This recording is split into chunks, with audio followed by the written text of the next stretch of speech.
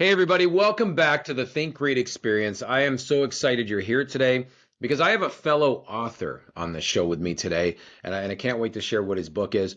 But we are blessed to have Joshua Page join us today. Joshua is not only the owner of three businesses, but he is a master electrician, he's an entrepreneur. He is, in my opinion, a philanthropist. He does a lot of give backs to the community, and he is the author of a children's book called What Does Your Daddy Do? And I love this book. In fact, we read it to my grandson and he loved it. And it really sparks a lot of thought, especially in the adult. It really did to me. And it took me back to a time when I was a little guy wondering what my dad did. And Joshua, hey, welcome. Welcome to the Think Great Experience. Well, thank you so much, Eric, for having me. I really appreciate being on here. This is awesome.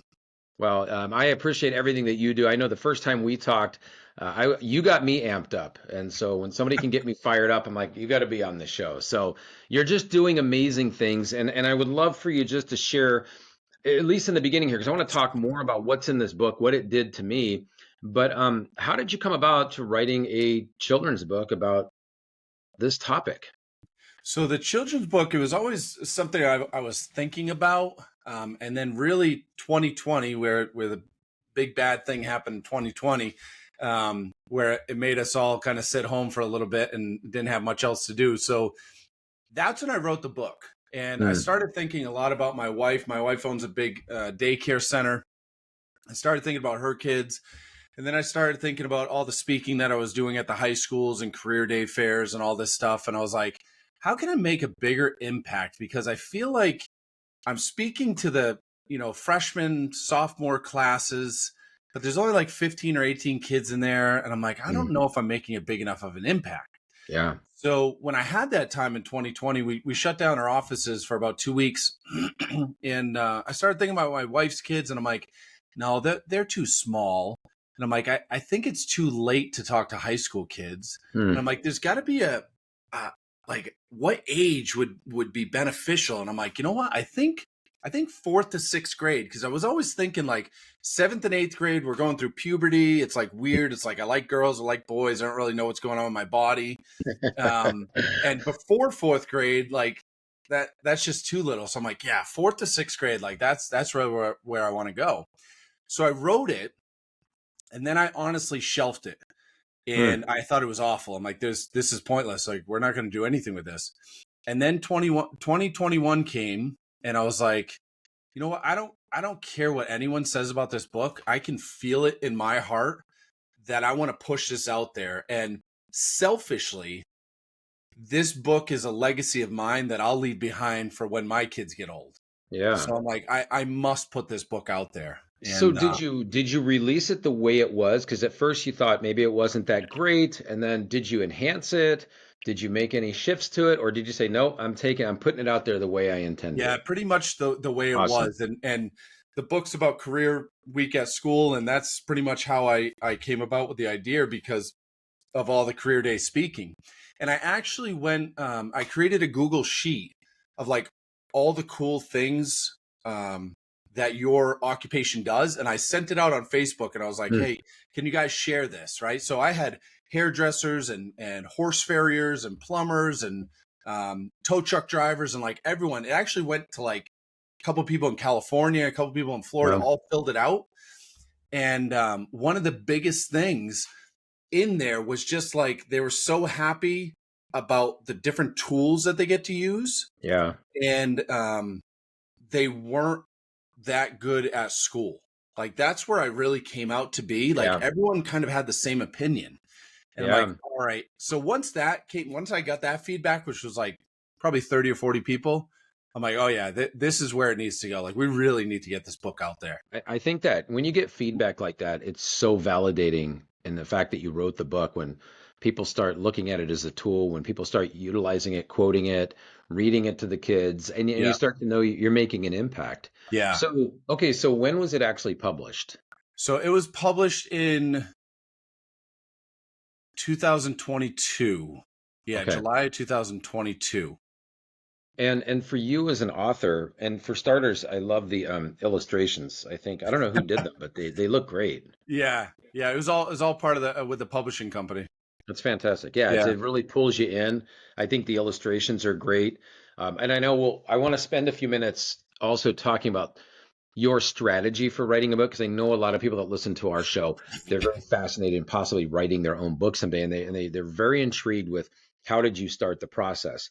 But I got to talk about the content of this book. So we read it to my grandson when he was doing a sleepover. And if he only stays with us for 2 nights, it's a sleepover. Anything over 2 nights, he calls it a vacation. So so he did have a recent vacation, and my wife read him the book. And for starters, she loved it, and he loved it. And the book causes a lot of thinking. And here's what it did for me, because yeah, it's on career day. And I always thought there was some stress for me as a kid on career day, because what my dad did wasn't easy to explain. So my dad, I mean, I guess now looking back, it was, but back then, all I knew was that he was a manager of stores.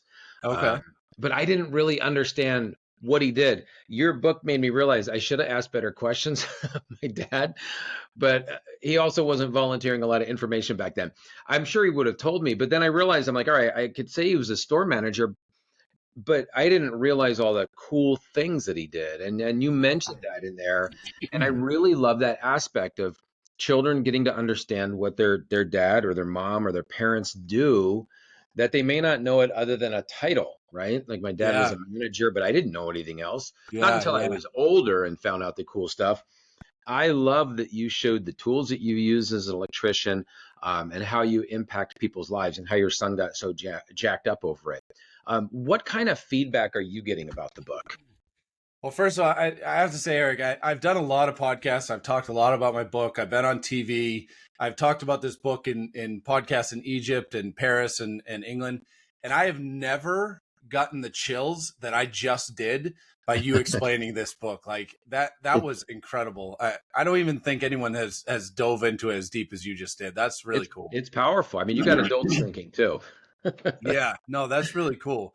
Um, so for me, the way I was writing this book is I wanted to implant a seed into the young child's mind, not to say, "Hey, don't go to college or don't go Right, to right. military." Yeah, But what I have found through talking with parents and me being a parent myself is that when you graduate high school, it's like college is a rite of passage in America, right? Like you're yeah. an idiot or you're not going to be successful unless you go to college. And Mm, I just want to remove that stigma where if you want to go military, perfect. That's awesome. I kind of wish I went at times. If you want to go to college, that's great too. But then there's these kids like me that knew I wasn't going to college. I wasn't going to go hmm. military. I was not very smart in school, but the trades fit me, Yeah, and I've got a that's right. kind of a different upbringing in my Yeah, teenage years, but those are the kids that I really wanted to get into.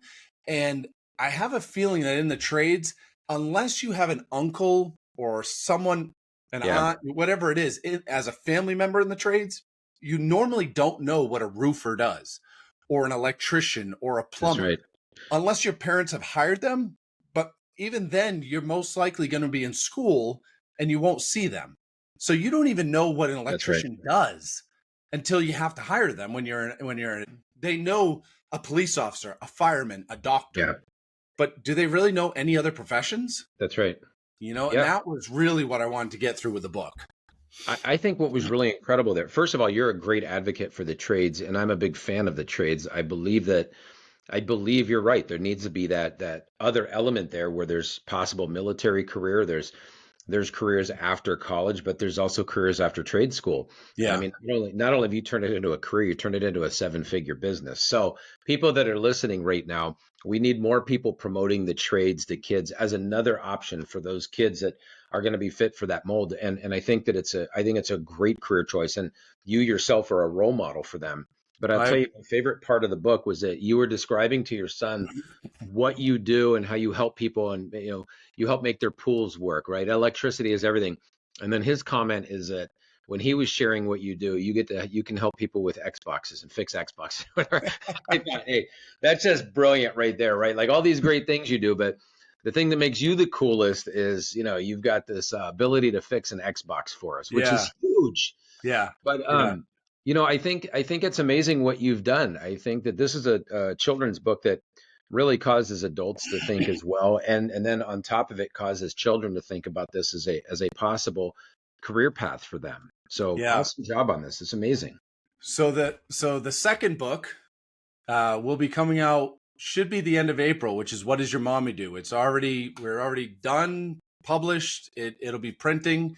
And What Does Your Mommy Do is going to be the same concept, except for mom is an electrician and the daughter finds out what it's like Uh, to be an electrician with the mom doing it. So that's awesome. Okay, so here you are, and you write the books from your experiences, right? yep, And so like we have a book. We have a book on well, I've just released a book for the business sector, Unleash Your Business Warrior, which we want nice. to talk about. We want to talk about warriors too while we got Yeah, you.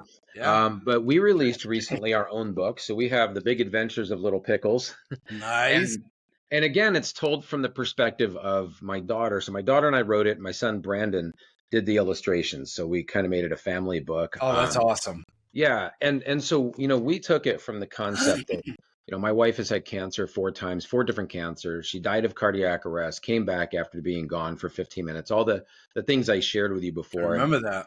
and this was really about a little girl who looks at every day as an adventure, and we're like, all right, that's Erica. That's what she does growing up, and she's very adventurous and outgoing. In fact, her and her mom are coming back from spring break from Florida right now, and so they're both adventurers.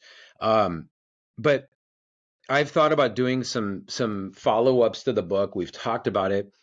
With your first book, obviously you're a master electrician. You own 3 electrical companies. You have 2 sons, and there's your personal story. What made you then decide to go, okay, hey, the sequel, the next book is What Does Your Mommy Do? How did that come about? So there was two things. So I really wanted one book to be electrician, plumber, carpenter, welder. Like I really wanted the whole gamut. Yeah, But to be perfectly honest and transparent, writing a children's book is very expensive, and it takes a lot of time and a lot of patience and a lot of money. And I was like, okay, maybe we won't completely go that route. So I was like, how else can I do it? So this is where the second part comes in. I have never been called a sexist more times in my life than I did after writing What Does Your Daddy Do? It's 2024 or 2022, excuse me. What do you like? Why can't moms be electricians? What if someone doesn't have a mom or a dad yeah, and all this stuff? And what about women? And I'm like, oh my gosh, like that's not even what I thought. So I was like, okay, well, we're going to make a What Does Your Mommy Do? And the yeah. mom's going to be an electrician and it's going to be the daughter finding out about her mom. So hopefully There you go. we won't run into that again. But I really wanted But to celebrate the women and our little girls and let them yeah, know that, hey, just because your mom or your aunt or someone else was not an electrician or was not a carpenter or was not in the trades does not mean that you can't. So right. I really hope this new book that the next generation of women will read it and be like, oh my God, I didn't even know that was a thing. Like I That's right. said, Well, people know the doctors and the firemen and the that's right. police officers, but they don't even know a carpenter exists unless a family member That's is right. in it, you know? Well, I So mean, and here's the thing, you write from your own experiences, and hats off to you for writing a great book. I mean, it's a factual book. You have 2 sons, and you're an electrician. So, I always look at it like this. I'm actually glad that all the people that complained about you being sexist, not looking out for women, I'm glad they didn't take the initiative and write a book on their own, which they should have. yeah. Let me speak on your behalf, and you can cancel me if you want, but they should write their own book on their experiences. But I'm glad they didn't. I'm glad they didn't have the courage or the desire to do that, because I can't wait to read your next one. I thought your Thank first you. one was so good. So I'm I I'm appreciate glad it. you're going to take that section too. And you know what the interesting part is the trades the trades would love to have more women in them, Yes. you Yeah. know. Oh, So absolutely. So so you talk may be doing something great here for the society as a whole, of opening that, at least that opportunity up for people to think about that, for women to think about the trades as well. Well, I really, really hope so because, like I was telling you before, I'm speaking at Bill Stadium next week. Yeah. And in New York, the New York State, based on US labor statistics, there's 40,000 electricians, 40,000 carpenters, and 20,000 plumbers. Now, out of all of those tradespeople, they don't say if they're men or women, just out of all those tradespeople, Mm. the average age, this is just New York based on US labor statistics, Wow. is 58 and a half years old. No kidding. 58 and a half. So where are That's we the going to be in the average. next 10, 15 years? You Right. know? Well, we need people going through trade school. That's what that stat tells me. Yeah, We absolutely. need people But that can I, keep we the whole need infrastructure going. we need the Yeah. parents to educate that, hey, you don't have to go to college to be successful in life. You know, Well, you can be successful in the absolutely. military, you can be successful doing trades, you can be successful in anything that you want. But to me, it's always just thrown down our throat that you must go to college, otherwise you're Yeah. an idiot. And that's not the case. No, no, and I think they just need to have that extra opportunity and just know that that pathway is out there. Not to Exactly. mention, as a society, if the average age is 58 and a half, we need some young blood in there. You know what I Yes. mean? Hey, Yeah. I can't have my Xbox go down. Yeah. I need heroes like you. I think we're Um, starting to see the turn, though. I really think we are because of the high cost of college. I think oh, we're that's what I starting was to going to see say. the shift. Yes. I think so too. I went in the military. As you know, we've talked about this. Yep. And then after the military, I used my GI Bill and I went to USC's film school. And I think back in the day when I went, it might have been, and it was quite a few days ago, but it might have been about 25,000 a semester. And my daughter's getting ready, she's graduating school, so you start researching how much these schools are. I looked up USC at it's 70,000 a year right now.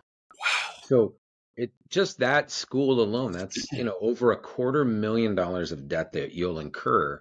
And here's the Unbelievable. crazy part. I mean, what a role model you are for entrepreneurs and people who are looking to own their own business.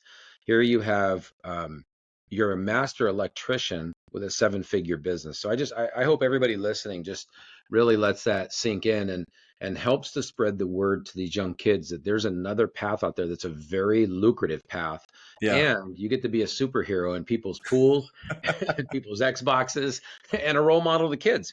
It's awesome. The number one thing to be successful is persistence. You know, that's all it is. There's a saying Yeah, that goes, water runs through rock, not because of its force, but because of its persistence. that's right. You know, That's right. that's what it's all about. So you've got the next book coming out. How many children's books are you envisioning? These two. So that's it. I'm done writing children's book after that. And be honest Okay. with you, I'm about halfway through my third book right now, which is going to be a fictional book, to get parents to understand on how important it is to be involved in their children's life. Hmm. And it's called The Day I Lost My Smile.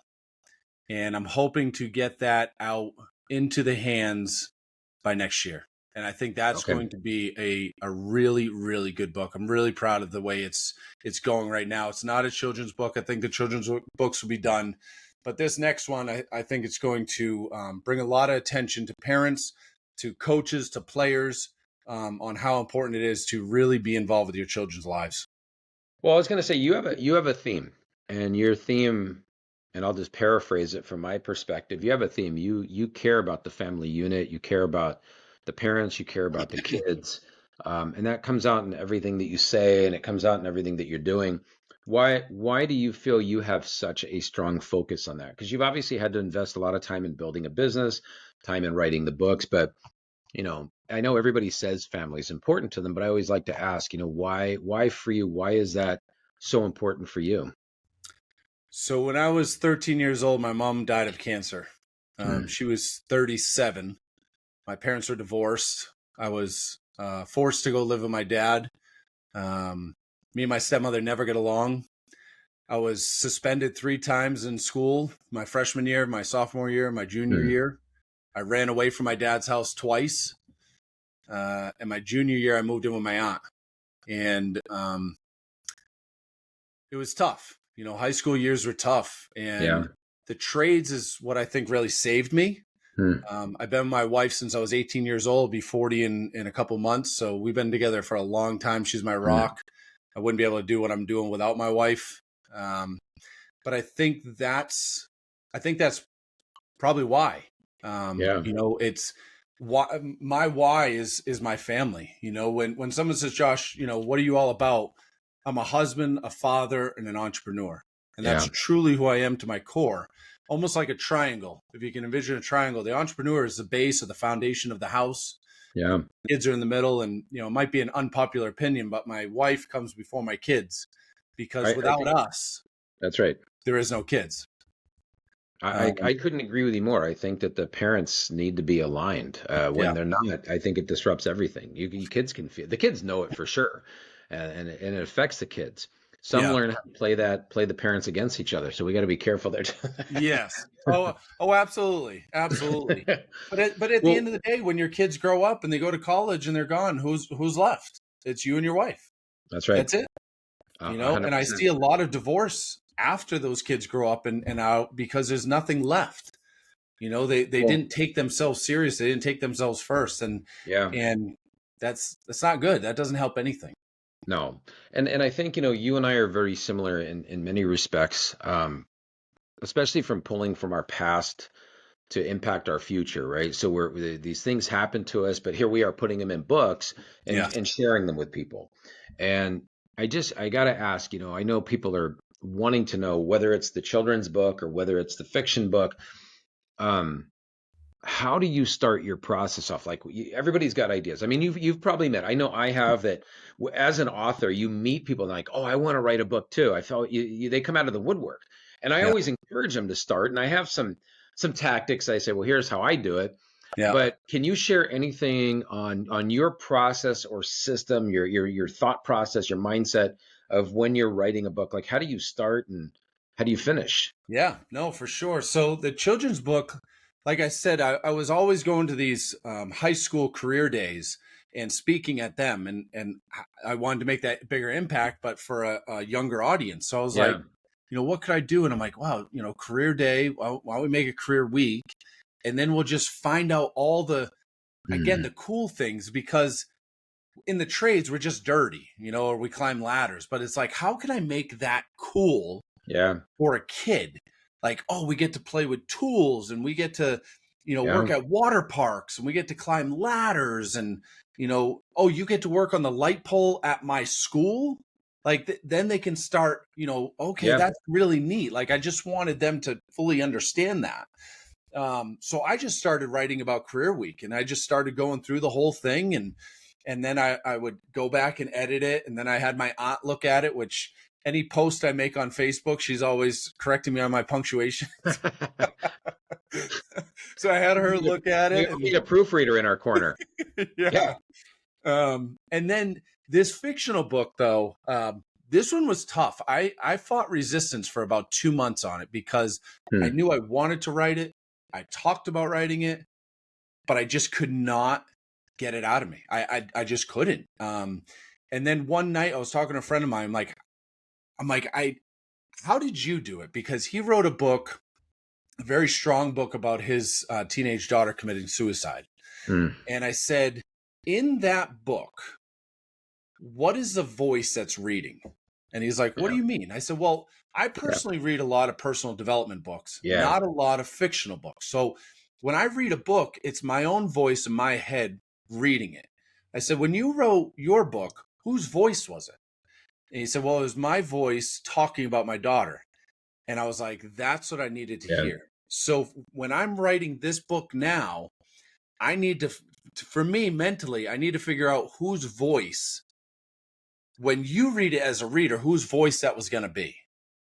It's And so important. I yeah, couldn't agree with you more. I think I've worked with up and coming authors, and I always encourage them to find that voice yeah, and tell it through that voice, whether you're, depending on what their storyline is, whether it's fiction or nonfiction, but to find your voice and be genuine to your voice throughout the whole book. yes, yep, yep. So Because that, I think, oh, go ahead, go ahead. I was just gonna say that was huge for me. Once I mentally got that through, okay, it's a Yeah. voice, and that's what I need to write to. Then my next step was, because I'm following a childhood to adulthood, was picking out a few years. You know, like a 10-year-old, a 14-year-old, an Yeah. 18-year-old, a 24-year-old, and I wrote around those ages. And for me, that's been the best ebb and Mm. flow of writing this book. Yeah. So the voice, and then picking out the ages that I wanted to write. And then it was like, it couldn't come out of me fast enough, Yeah. but it was stuck for a I know. while. Isn't it great? Because for me, you have the idea, and I always start with an introduction. I feel like if I have a great idea, I should be able to write a really solid, powerful, moving introduction. If I can't, I probably don't have a book. You know what I mean? So True. that's my first sign. Do I like the intro? And then I'll let people check it out, and then they give me some Yeah. feedback. Yeah. Isn't it amazing though, once you start to commit and to actually writing and getting all this content out of your head and onto paper, there's a lot of writer's blocks that you'll have. You'll have days where it's not coming out. And then there's something about when your voice matches just this flow and things Yep. start to come out and it's just like, whoa, where did that come from? Yeah. Yeah. It's so incredibly amazing. And the amount of because I've journaled for a few years, but the Hmm. amount of therapy that comes out of writing it and just It's seeing it huge. on the screen, it was like I couldn't get enough. Like I fought hard for 2 months to sit down. Yeah. And then when I started, I'm like, I don't want to stop. Like this feels good. Yeah, it's like eating chips. You can't stop. Once you have one, you get that first page or two written, you're like, all right, hold on, this is awesome. Yeah. I've written a lot of books at coffee shops, so I'll just go and get in the zone, right? Yeah. And I don't mind background noise. I'm okay with it. It actually helps me personally. Yeah. Yeah. But do you ever have those moments where you're writing something and I don't like I had some of them. I'm writing the book that just came out, Unleash Your Business Warrior. I would be there writing it, and as I'm writing this paragraph, I'm like, oh, this one is so good. I just wanted to go tell people. Like I'm like, hey, can I interrupt you for a second? Can I share this paragraph with you? And it just gets to that you can't wait for people to read it. You Did you know, ever do it? I did. I did. Because okay, sometimes the coffee shops you go to, there's some regulars and you kind of see them and you're like, hey, how's it going? Yeah. And I'm Yeah. like, hey, can I ask you a quick question? Would you just read this this paragraph? Tell me what you think. I'm writing a book. And yeah, the people are usually pretty open about it. That's awesome. That's awesome. Okay, did you ever have a moment where when you're writing the book, you got a couple paragraphs out there and I know for me, I'll write it and it makes complete sense up here. I'm like, woo, that's awesome. Yep. And then you have somebody read it and like, I don't know what you're talking about. For me right now, I've done that to my own. And I'm like, you know what, Josh, you need to stop. You just need to write Yeah, and stop trying to correct everything. yeah, Excuse me, everything and get every yeah, single detail. I'm like, let's just pour it out of you and then you'll deal with it afterwards. I don't even care about misspelled words or punctuation yeah, right now. I'm just letting it go. yeah. Yeah. You just you got to get it all down there. You can edit it later. Yeah. I want to go back to what you said. I feel that the book writing for me, the process of writing, it is therapeutic. Yeah. I remember the first book I wrote, I was jotting things down about the storyline. So it was many years after Gina had cancer. So it was many years after I got out of the Marine Corps. A lot of time had passed, and then you're putting all this stuff down, and you're remembering everything that happened. Yeah. Yeah. And then for me, it was a little challenging at first to say, okay, wait a minute, what date did this happen in? So you start to see it. And I remember when I released the first book, which is on goal setting, and it talked a lot about goal setting as a powerful tool for looking into the future when times are tough. Yep. Yep. I remember people saying, oh, I didn't know you guys went through all this stuff. And I said, well, yeah, we weren't, well, there wasn't a lot of social back then. We weren't posting it. We didn't put posters out about our struggles. Yeah. You just Yeah. internalize it all.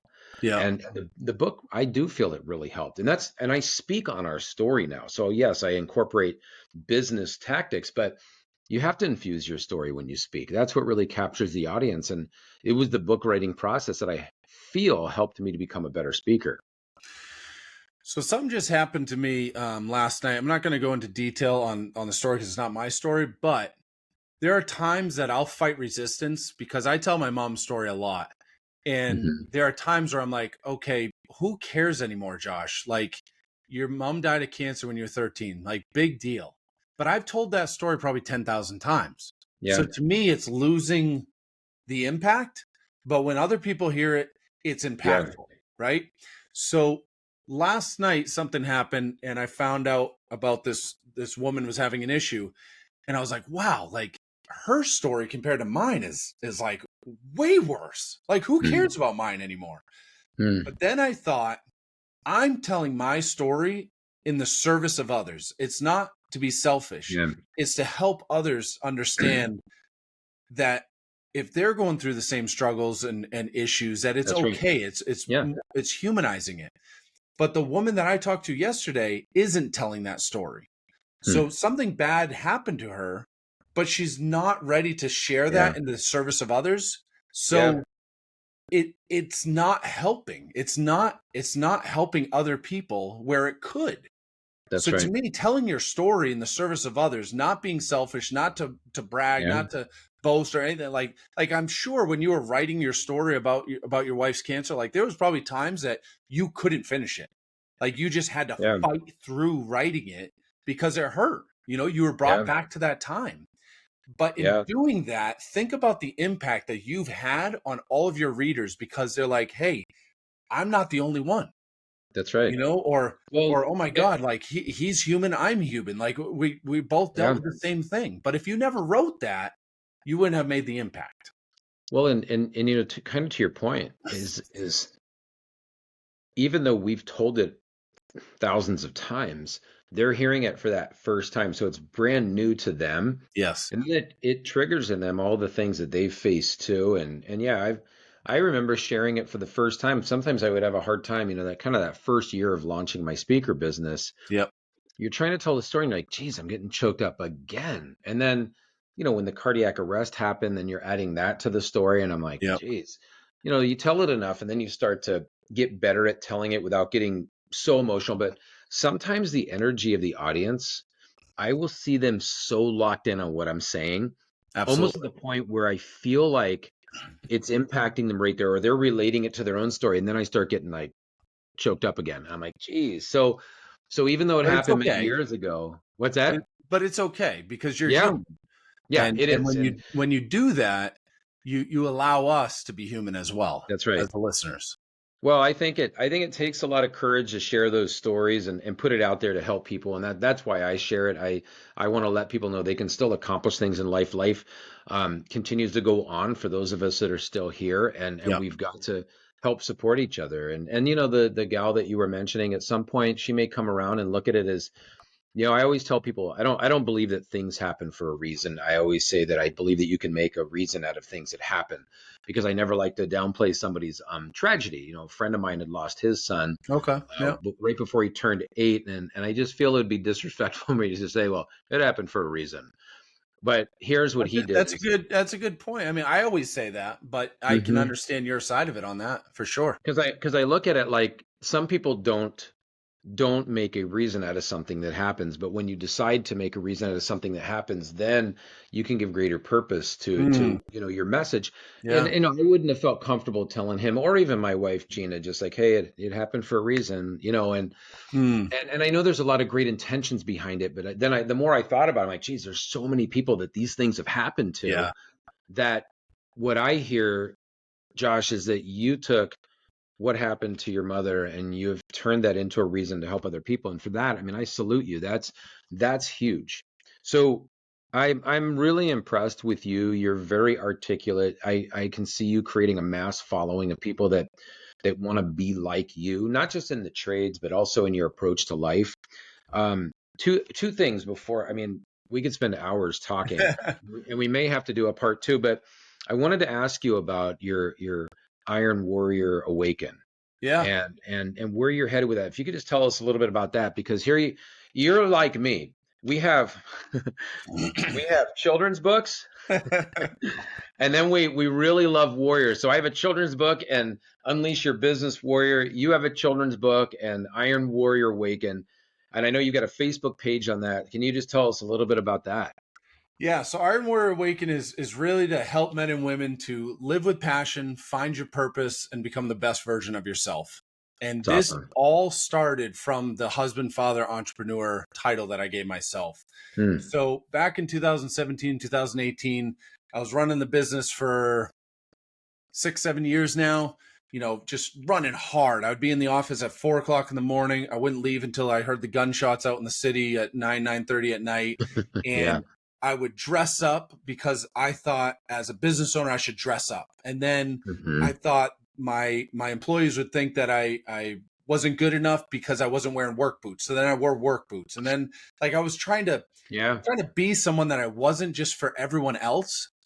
And at that time I didn't realize, but my family was going down. Mm-hmm. And Yeah. me and my wife had this big argument while in a drive-through at McDonald's. And I don't remember which one of us said it, but one of us said, well, maybe this is why we shouldn't be together. Mm. And I was like, holy crap. Like, this is not what this is about. Like, the business was supposed to support us, but I was making it top priority.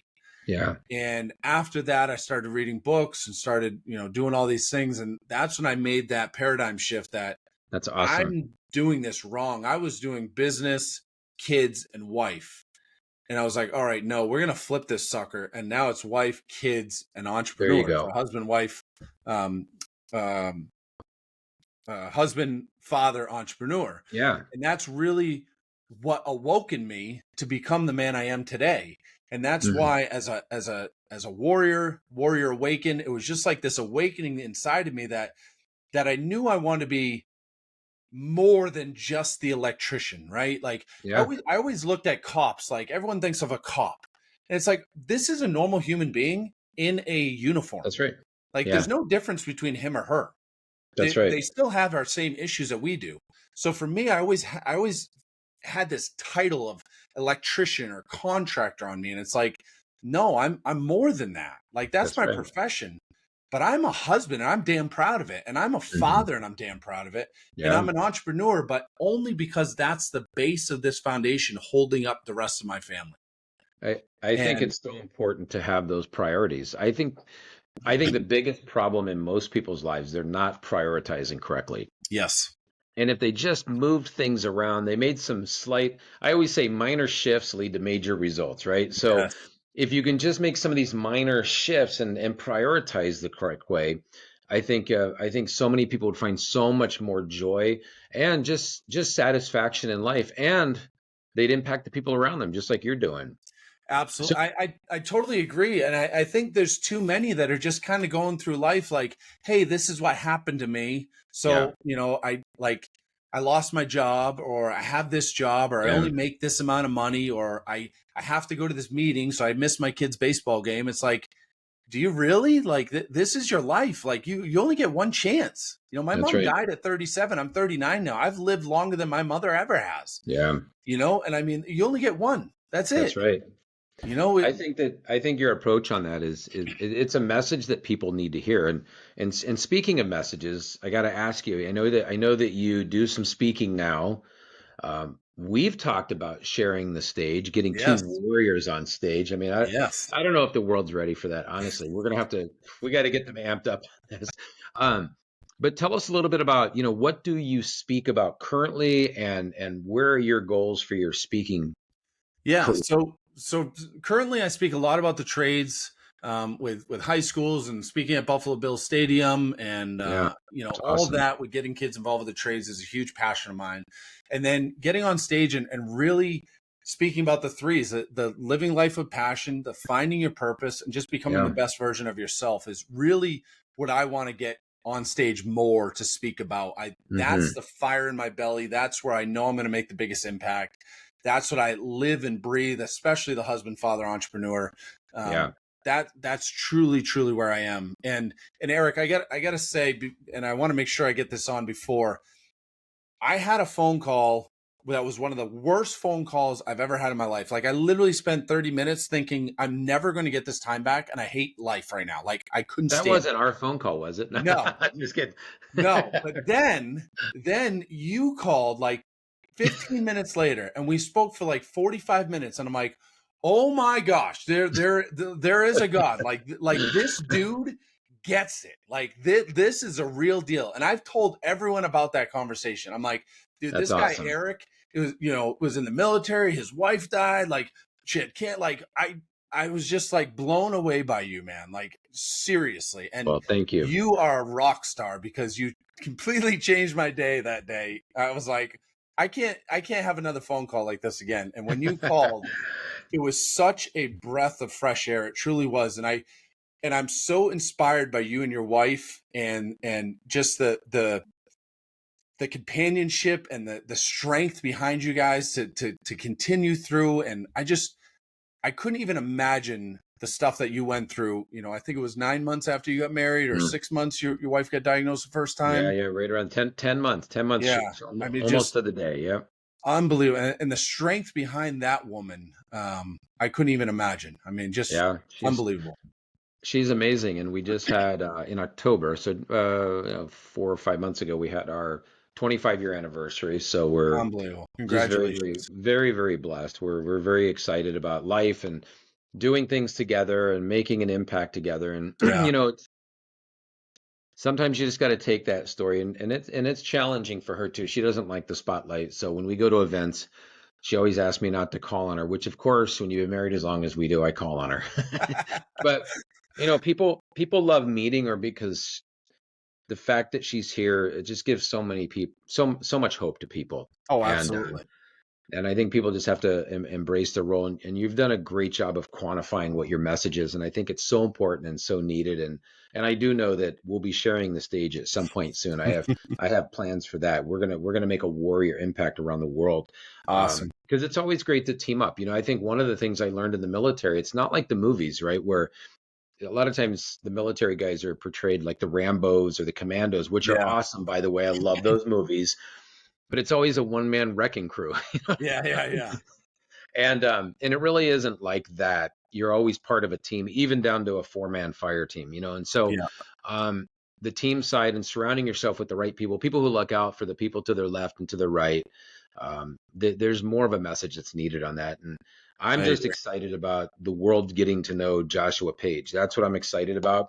And to help expand, the listeners to you and your message. And I just got to say, I think what you're doing is incredible. I Well, really do. thank you. I Yeah. really appreciate it, because there's times that, I doubt what I'm doing and fight a Yeah. lot of resistance. And is it really worth this? Should I be doing this? Do people actually care? So I really do appreciate those comments. I really do. It does help. There's nothing. I was just in Kansas yesterday for an event, and I was just speaking on mindset. So I had 60 minutes on how to shift your mindset. And people came up afterwards and they're like, I really needed this. And I feel that we're in a time, just 4 years after the pandemic, people need to unleash their warrior. They need to have their Yeah, priorities set.